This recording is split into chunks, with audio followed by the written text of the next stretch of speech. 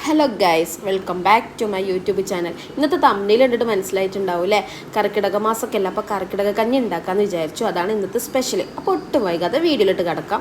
അപ്പോൾ അതിന് വേണ്ടിയിട്ട് ഇപ്പോൾ അതാ സ്റ്റൗവിൽ ചെമ്പിൽ വെള്ളം വെച്ചിട്ടുണ്ട് കഞ്ഞി ഉണ്ടാക്കുന്നതിന് വേണ്ടിയിട്ട്. ഇപ്പോൾ അതാ നിങ്ങൾ കണ്ടുകൊണ്ടിരിക്കുന്ന കർക്കിടക കഞ്ഞിക്കൂട്ട് ഞാൻ വാങ്ങിയിട്ടുണ്ട്. ഇതുകൊണ്ടാണ് ഇന്ന് കഞ്ഞി ഉണ്ടാക്കുന്നത് കേട്ടോ. അപ്പോൾ അതിന് വേണ്ടിയിട്ട് 2 കപ്പ് ഉണക്കലരിയാണ് ഇതിന് വേണ്ടിയിട്ട് എടുത്തിട്ടുള്ളത്. അപ്പോൾ അത് ഒരു അരമണിക്കൂർ എന്ത് ചെയ്യണം, നമ്മൾ വെള്ളം ഒഴിച്ചിട്ട് കുതിർക്കാൻ വെക്കണം.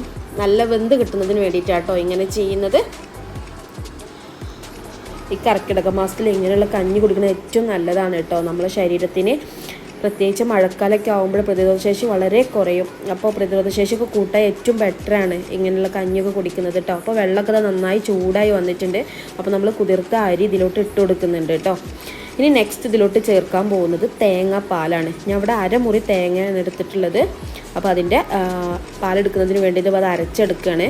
ഇപ്പോൾ നമ്മൾ എത്രയാണോ അളവെടുക്കുന്നത് അനുസരിച്ചിട്ടാണോ നമ്മൾ തേങ്ങയുടെ പാല് ചേർത്ത് കൊടുക്കാനായിട്ട്. ഞാൻ 2 കപ്പ് അരിക്ക് 1 കപ്പ് തേങ്ങ ചിരകിൻ്റെ പാലാണ് എടുക്കുന്നത്. ഇപ്പോൾ ഇതാ തേങ്ങയുടെ പാലൊക്കെ റെഡി ആയിട്ടുണ്ട് ഇവിടെ. അപ്പോഴേക്കും നമ്മളെ കഞ്ഞി പകുതി വേവായിട്ടുണ്ട് കേട്ടോ. ഈ പകുതി വേവാകുമ്പോഴാണ് ഈ കർക്കിടക്കഞ്ഞിക്കൂട്ടിൻ്റെ പൊടി ഉണ്ടല്ലോ അത് ചേർത്ത് കൊടുക്കുക. ഈ ഒരു കർക്കിടക്കഞ്ഞിക്കൂട്ടിൽ 23 ഐറ്റംസ് മരുന്നുകൾ അടങ്ങിയതാണ് കേട്ടോ. നല്ലതാണ് ഇത് കുടിക്കുന്നത്. പ്രായമായവർക്കും 8 വയസ്സിന് മുകളിലുള്ള കുട്ടികൾക്കൊക്കെ കൊടുക്കുന്നത് നല്ലതാട്ടോ. പ്രതിരോധശേഷിയൊക്കെ കൂട്ടാൻ ഏറ്റവും ബെറ്ററാണ്. മഴക്കാലമൊക്കെ ആകുമ്പോഴേ ഒരുപാട് അസുഖങ്ങൾ വരും. അതും പ്രായമായവർക്കൊക്കെ നല്ല അസുഖം വരും, കുട്ടികൾക്കൊക്കെ ഉണ്ടാവും. അപ്പോൾ അവർക്കൊക്കെ നല്ലതാട്ടോ ഈ കഞ്ഞി കൊടുക്കുന്നത്. ഇപ്പോൾ അത് ഏകദേശം ഇതൊക്കെ വെന്ത് വന്നിട്ടുണ്ട്. പകുതി വേവാകുമ്പോഴാണ് നമ്മൾ ഈ ഒരു പൊടി ചേർത്ത് കൊടുക്കുന്നത്. 1 ടീസ്പൂൺ കേട്ടോ ചേർത്ത് കൊടുക്കുന്നത്. കാരണം നമ്മൾ 2 കപ്പ് അരിയാണ് എടുത്തിട്ടുള്ളത്. ഇപ്പോൾ 4 കപ്പ് അരിയാണെന്നുണ്ടെങ്കിൽ 2 ടീസ്പൂൺ ചേർത്ത് കൊടുക്കുക. അപ്പോൾ എത്രയാണ് നമ്മൾ എടുക്കുന്നത് അതിനനുസരിച്ച് വേണം ഈ കർക്കിടക്കഞ്ഞിക്കൂട്ടിൻ്റെ പൊടി ചേർത്ത് കൊടുക്കാൻ. പൊടി ചേർത്ത് കൊടുത്തതിന് ശേഷം സിമ്മിലിട്ടിട്ട് എന്ത് ചെയ്യണം, നന്നായിട്ട് ഇളക്കി കൊടുക്കണം കേട്ടോ. അല്ലാന്നുണ്ടെങ്കിൽ ഇത് കട്ട പിടിക്കാൻ ചാൻസ് ഉണ്ട്. നന്നായിട്ട് ഇളക്കി കൊടുക്കണം. പിന്നെ ഒന്നും കൂടി എന്ത് ചെയ്യണം, അത് അടച്ച് വെച്ചിട്ട് ഒന്നും കൂടി വേവിച്ചെടുക്കണം കേട്ടോ. അപ്പോൾ നമ്മൾ പകുതി വേവാകുമ്പോഴാണ് ഈ ഒരു പൊടി ചേർത്ത് കൊടുക്കുന്നത്. നന്നായിട്ട് ഇളക്കി കൊടുക്കണം കേട്ടോ. നല്ല സ്മെല്ലൊക്കെ ഇങ്ങനെ വരുന്നുണ്ട്. നല്ലൊരു സ്മെല്ലാട്ടോ ഈ ഒരു കഞ്ഞിക്ക്.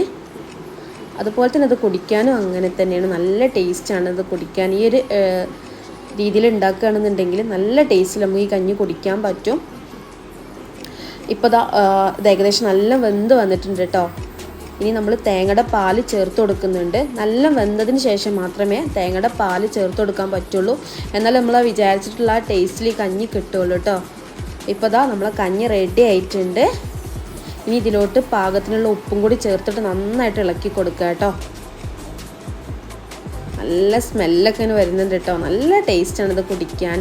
എല്ലാവരും ട്രൈ ചെയ്ത് നോക്കണം. അപ്പോൾ നമ്മളിപ്പോൾ തീയൊക്കെ ഓഫാക്കി. ഇനി നെക്സ്റ്റ് ഇതിലോട്ട് ചേർക്കുന്നത് വെണ്ണയാണ് കേട്ടോ. വെണ്ണയിൽ നമ്മൾ ചെറിയുള്ളി അരിഞ്ഞിട്ടെടുത്തും കൂടി എന്ത് ചെയ്യുന്നുണ്ട്, നല്ല മൂപ്പിച്ചെടുത്തിട്ട് അതിലൊഴിച്ച് കൊടുക്കുന്നുണ്ട്. വെണ്ണ തന്നെ ചേർത്ത് കൊടുക്കാൻ നോക്കുക കേട്ടോ. എന്നാലേ നമ്മൾ വിചാരിച്ചിട്ടുള്ള ടേസ്റ്റ് നമുക്ക് കഞ്ഞിക്ക് കിട്ടുള്ളൂ. ഇത് ബ്രൗൺ കളർ ആകുന്നത് വരെ എന്ത് ചെയ്യണം, അങ്ങനെ ഇളക്കി കൊടുക്കണം.